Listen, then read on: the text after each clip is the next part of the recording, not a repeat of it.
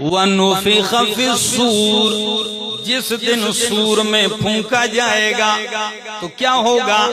فرمایا فَإِذَا هُم مِّنَ الْأَجْدَاثِ، یکا یک لوگ قبروں سے إِلَىٰ رَبِّهِمْ يَنْسِلُونَ، اپنے رب کی طرف دوڑ رہے ہوں گے اور کہیں گے یا ویلنا من بعثنا من مرقدنا هذا، ہائے افسوس ہمیں کس نے اپنی خوابگاہوں سے جگا کے اٹھا دیا، کس نے ہمیں اپنی آرامگاہوں سے اٹھا دیا؟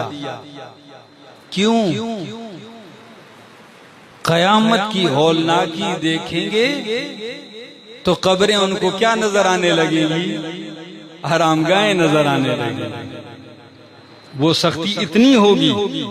من بعثنا من مرقدنا هذا، سکتے کے بعد قرآن کہتا ہے هذا ما وعد الرحمن، یہ وہی ہے جس کا رحمان نے تجھ سے وعدہ کیا تھا، وصدق المرسلون، رسولوں نے سچ کہا تھا۔ فرمایا وَأَخْرَجَتِ الْأَرْضُ أَثْقَالَهَا وَقَالَ الْإِنسَانُ مَا لَهَا، انسان حیران ہوگا، کہے گا کیا ہو گیا اس زمین کو؟ مَا لَهَا، آج تک تو یہ ایسی ہلی نہیں، آج تک تو اس نے کسی کو باہر پھینکا نہیں، اسے کیا ہو گیا؟ فرمایا باہر ہی نہیں پھینکا، آگے بھی ذرا سن، یومئذ تحدث اخبارہا، بہت سخت بات ہے ہری پور والوں، جھنجھوڑ کے رکھ دیا اللہ کی قسم، یومئذ تحدث اخبارہا، جس دن زمین اپنی ساری خبریں بیان کرے گی۔ اگر یہ کوئی کہانی ہوتی کوئی کہہ سکتا کہ مولانا صاحب ضعیف ہے، کمزور ہے، روایت ہے، لیکن یہ تو قرآن کی آیت ہے۔ قرآن کہتا ہے یومئذ تحدث اخبارہا، جس دن زمین اپنی خبریں بیان کرے گی۔ صحابہ کرام کے سامنے میرے پاک پیغمبر صلی اللہ تعالی علیہ وعلا آلہ وسلم نے فرمایا او میرے صحابہ، جانتے ہو اتدرون ما اخبارها، کیا جانتے ہو کہ زمین کی خبریں کیا ہیں؟ کیا خبریں بیان کریں؟ صحابہ کرام نے فرمایا اللہ اور اس کا رسول بہتر جانتے کیا مطلب ہو سکتا ہے۔ فرمایا اخبارها کا مطلب یہ ہے کہ اس کے اوپر اس زمین پہ جو جو برا یا اچھا عمل ہوا، زمین کا وہ ٹکڑا بولے گا، بتلائے گا۔ زمین مسجد کے یہ کونے، یہ کھدرے، یہ صفیں، یہ محرابی گواہیاں دیں گے، ادھر فلاں نے سجدہ کیا تھا، ادھر فلاں نے رب کو پکارا تھا، ادھر فلاں نے انصاف کیا تھا، ادھر فلاں نے کلمہ حق کا اعلان کیا تھا۔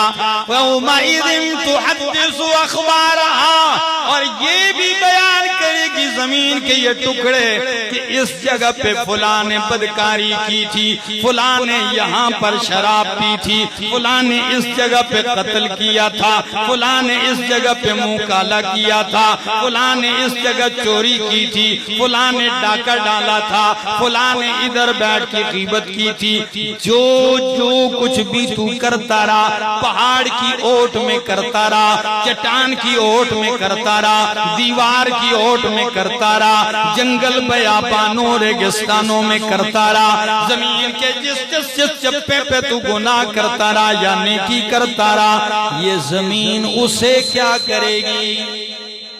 بولو، بیان کرے گی۔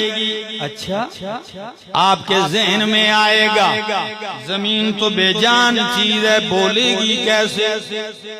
کیا پہلے شاید یہ باتیں سمجھ میں نہ آتی، لیکن ایک بات بتاؤں، بلوانے والا کون ہوگا؟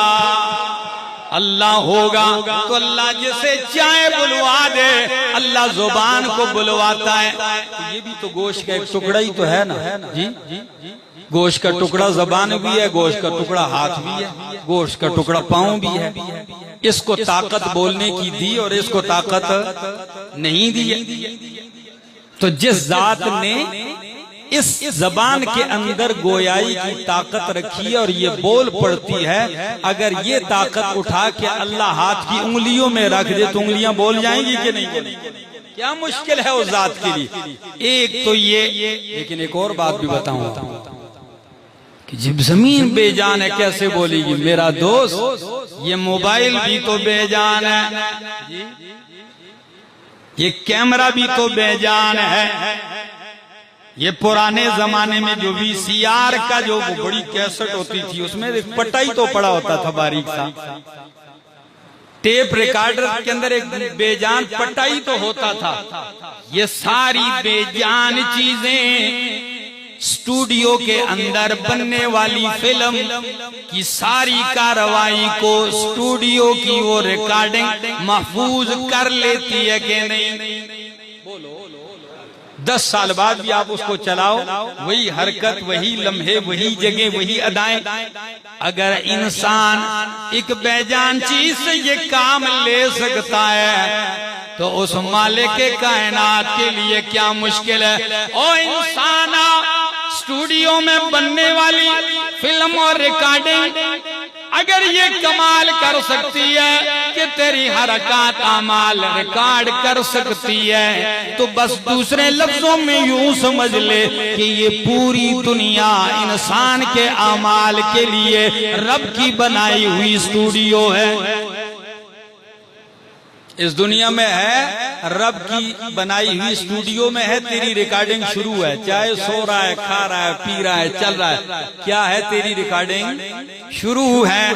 موبائل میں اتنا چھوٹا سا میموری کارڈ ہوتا ہے، کیا کہتے ہیں اس کو؟ میں نے ٹھیک نام لیا، یہی کہتے ہیں، چپ سی ہوتی، اس میں آپ کی میموری پڑی ہوتی ہے، تو وہ ایک میموری کارڈ، اس میں آپ اتنا ڈیٹا جمع کر لیتے ہیں۔ میں کہتا ہوں یہ زمین کا یہ خطہ جو ہے یہ سب سے بڑا میموری کارڈ ہے۔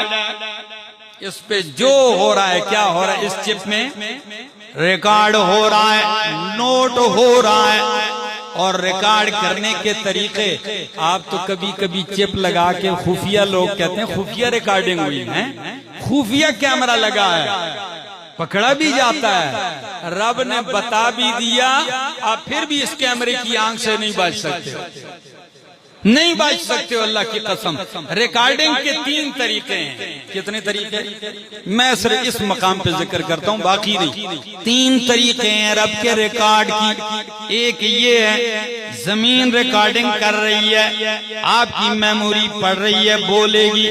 دوسری ریکارڈنگ فرشتے بٹھائے ہوئے کرامن کاتبین یعلمون ما تفعلون، فرشتے بٹھائے ہوئے، آپ جو کر رہے ہیں لکھ رہے ہیں، نیک بد سب۔ 2 ہو گئے۔ تیسری ریکارڈنگ، تیسرا جو ریکارڈ کا دفتر ہے وہ تیرے کان ہیں، آنکھیں ہیں، تیرے ہاتھ ہیں، پاؤں ہیں، ان سے بچے گا، ان سے کہاں بچے گا؟ یہ ہاتھ کبھی بولے نہیں ہیں، لیکن قرآن سورہ یاسین میں کہتا ہے الیوم نختم علی افواہہم، آج کے دن ہم ان کے منہ پہ مہر لگا دیں گے، منہ بند کر دیں گے، وتکلمنا ایدیہم، اور ہم سے بات کریں گے ان کے ہاتھ، وتشہد ارجلہم بما کانوا یکسبون،